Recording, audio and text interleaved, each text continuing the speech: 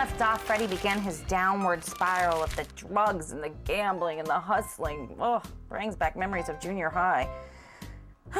Let's find out how Freddy conquered those demons and how it strengthened the bond between him and his papi. And I got mixed up in the pool and gambling and drugs and the whole thing. And it wasn't good. I ended up in rehab. I was there for 2 months, just learning how to, you know, be a kid, because I really didn't take the time. I really just wanted to, you know, be in this world of adults. But I realized an education was important, so I ended up going to college for film school. Kicked out of film school for doing stand-up comedy. They didn't want me telling jokes anymore. In my 3rd year of film school, right at the end, they said, look, if you're gonna go into the 4th year, we need you to have a B average or above. And I go, you know, a C is good. It's a lot better than I did in high school. And they said, look, you're never gonna make it as a stand-up comedian, so just get a job, do the right thing. And when I heard that, I said, you made my choice for me. And I walked out of college to become a stand-up comedian. Went to the Comedy Store and got my job as a doorman.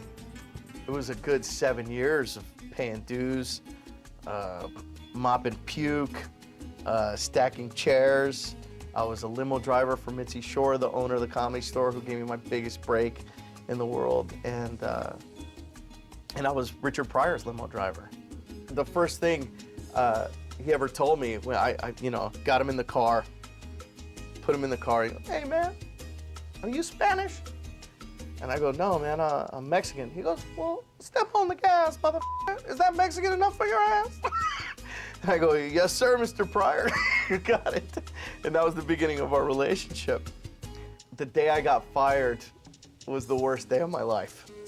Richard was telling me, hey man, you know, let's turn on the radio. And I go, well, if you want to listen to the radio, let's listen to the radio. Sure, man. Anything but country, man. I hate country. My wife listens to country. I'm beginning to hate her. And I go, well, geez, you know. I go, that made me laugh, you know. But then his wife got in the car, and she goes, hey guys, let's have a great time, all right? Freddie, turn on the radio. I go, yeah, anything but country, right? And I mean, she looked at me like, she goes, what did you just say to me? And I said no country, because Richard goes, I didn't say So we're coming out of this award ceremony, and I've been stewing in my car, thinking of how I ruined the night for these people. But they came out, and I guess they were pretty bombed.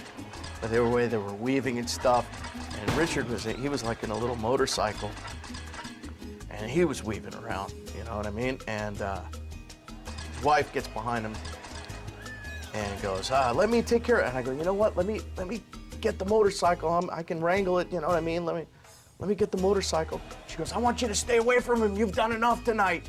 And I go, okay. She goes, I'm gonna get the motorcycle. So she gets behind it, crosses up the bars, and Richard flies out of the motorcycle.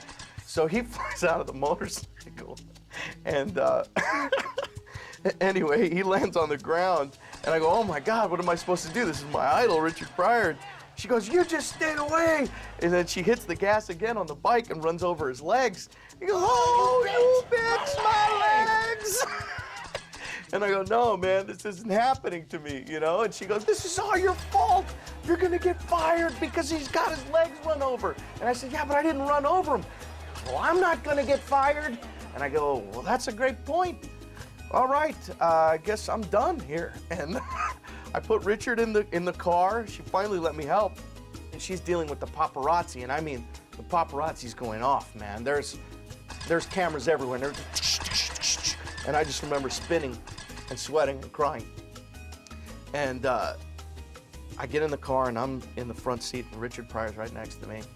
And I look over him, and I go, oh, Richard. I go, oh, my God.